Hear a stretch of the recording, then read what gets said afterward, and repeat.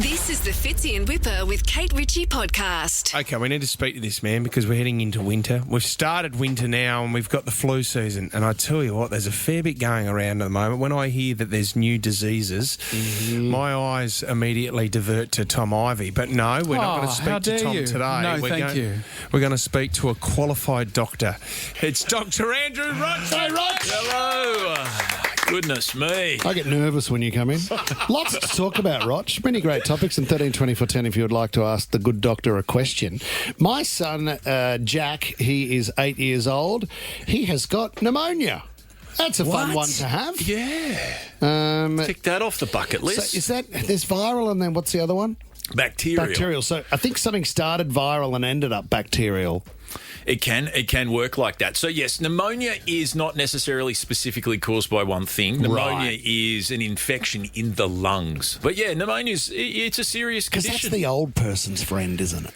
A lot of older people do get pneumonia, particularly if they find themselves in hospital. But, you know, it's that time of year. One of the big ones that we're trying to get people to know about is respiratory syncytial virus, RSV. Oh, this is the new one, Roch, Well, it's not new. It's been around for a very long time. I've had it before. I had it a couple of years ago. It falls under that category of respiratory viruses. So there's the ones that we know about, you know, the usual suspects, influenza, COVID, and then there is all these other respiratory viruses. RSV is kind of at the top of those.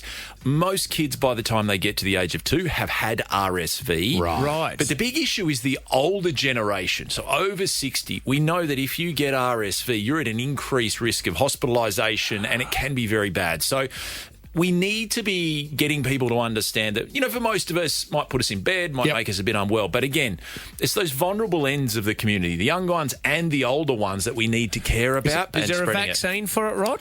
No. There is a vaccine. There's a lot of different options for people, particularly those that are a little bit older, might have a chronic condition. And you guys have all heard this. I mean, we spent a couple of years talking about it. But the same thing, if you've got, you know, a heart condition or a lung condition, you are at higher risk. So you should be talking to your doctor, talking to your pharmacist about the options that you have, you know, to avoid RSV. Is it very contagious? It is. You can pick it up from the surface. You can, you know, if you touch your face, it's easily spread. Particularly, I mean, we love our little children, our little humans. They're wonderful. But my goodness, don't they know how to grow some germs? Oh, masters of the grub.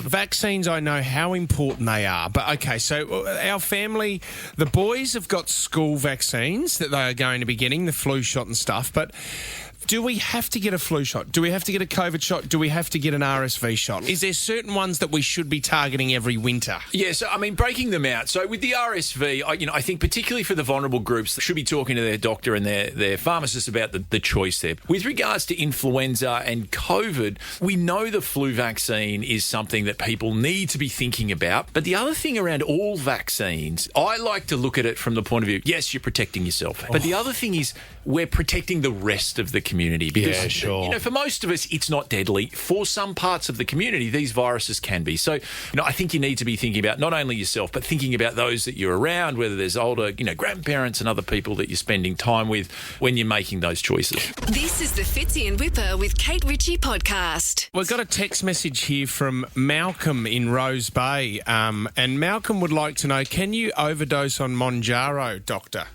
You can, absolutely. You need to take it very seriously. Yep. Who's that coming from? Malcolm from Rose Bay. Yeah. Malcolm from Rose Bay. It's amazing how much time I spend speaking to Malcolm from Rose Bay. Just to extend on Malcolm's questions, I think it said that Malcolm was on sort of 5 milligrams. I believe last time he upped it to 7.5, he had chronic diarrhea for about a week. It's amazing. And Malcolm actually, he reached out to me at that time and he said, is this normal? And I said, you just got to ease up, Malcolm. I feel like you've pushed it. You want to you just pushed it a little bit too far. Too much. Maybe look for it like in between. Maybe Malcolm in the middle. Well, but jokes aside, I mean, you do need to, it has become so mainstream, and you need to be talking to your practitioner. For those that are out there on Ozempic, right, you do hear a lot about this.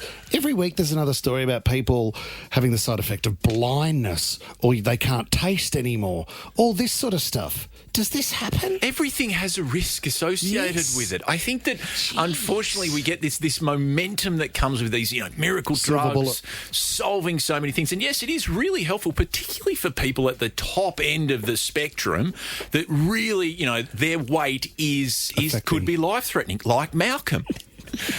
We've got Maria on the line from Marrickville. What's your question for the doctor this morning? He's all yours, Maria. Hello, doctor. So I've just read online that high-intensity workouts can be bad for women's hormones.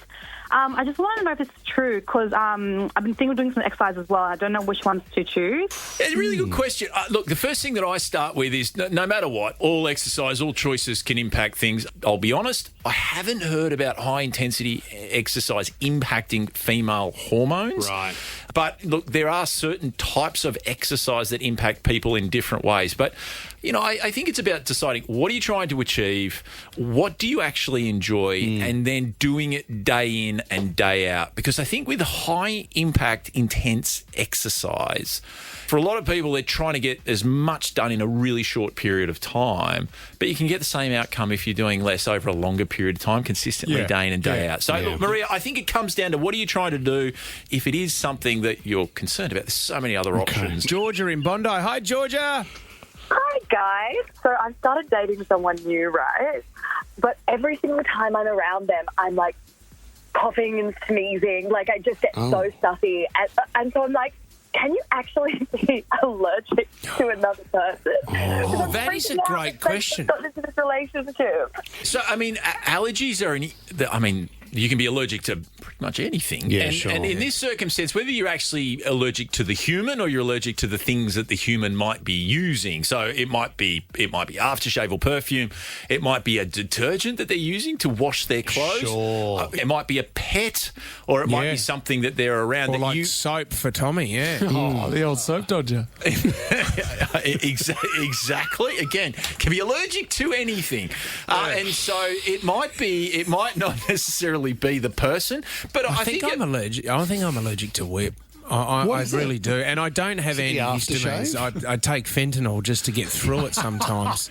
There's Completely unfair. physical and then there's psychological allergies. Two different topics. And I feel like can we see a show of hands in the room here? Who hands down, hands. Tom's allergic to whip as well. Gosh, the two producers are. Ryan in Miranda. Hello, Ryan. Morning, boys. Save me here, Ryan. What's your question for Dr. Andrew Rochford? So every time I feel a cold or like flu coming on, should I also be doing a COVID test as well? I think for a very long time there we got so sick of talking about COVID, but COVID still exists. COVID is still something that is dangerous to members of our community, and I think doing a COVID test, it doesn't necessarily change what you're going to do. It gives you a diagnosis if you're positive, but it also means that you're not exposing yourself, again, to people that are at high risk. You shouldn't be. That whole going to work when you've got a runny nose or you're feeling sick isn't something we should be endorsing. You should be wearing a mask, protecting others around you. But yeah, absolutely. There's nothing wrong with knowing whether it's COVID or not. Yep. But again, I think in those circumstances, it's about making sure you're protecting others as much as you're protecting yourself. What's in Armour Force, Rog? Armour Force is really good. That's for your car, isn't it? I think that's pretty much that's to polish your car. No. Armour Force is like to my understanding, is like it's a really strong multivitamin. So if I'm starting to feel run down, I take a couple of Armour Force. That doesn't and I'm work, back mate. pumping, If you're feeling run down, you can't take anything Yes, to get you over it. can. You're already run down, aren't you? Armour Force. Doc, you're done. Well, firstly, I do think it's an automobile cleaning product. So if you are taking Have I it, got the right name? Fitzy's talking about Armour All. Yeah. Yeah. Don't drink that if you're feeling under the weather. You're under the bonnet. So Armour Force, it's like a strong multivitamin, I think. First and foremost, you've got to make sure you're getting a good diet. So lots of different coloured fruits, vegetable, whole foods. That's where you're going to get the majority of all the vitamins and minerals that you need. If you do need to supplement, whichever is your brand of choice when it comes to multivitamin can assist with doing that. But, I think there's just a lot of things at this time of year here we need to be prioritising. One of those is making sure we're eating lots of great whole foods. 2, getting outside, because I think it gets cold. There's always a new excuse why you don't want to be moving around and be active. And then the last thing is sleep. Yeah. Sleep is completely underrated. I put it at the top of the list. If you're going to prioritise things to stay healthy and not feel run down, make sure you're getting a good night's sleep. I love hearing that, Roch. I'd love to sleep next to you. He is an author, he's a media personality, and he is a doctor. He's the first ever student to get his degree through TAFE, but we love him. Dr. Andrew Rochford. Good on Roch. Nothing wrong with the TAFE system. Thank you, guys. Face of TAFE. Good on you, Roch. Great to see you. Fits in Wippa with Kate Ritchie is a Nova podcast. For more great shows like this, download the Nova Player via the App Store or Google Play. The Nova Player.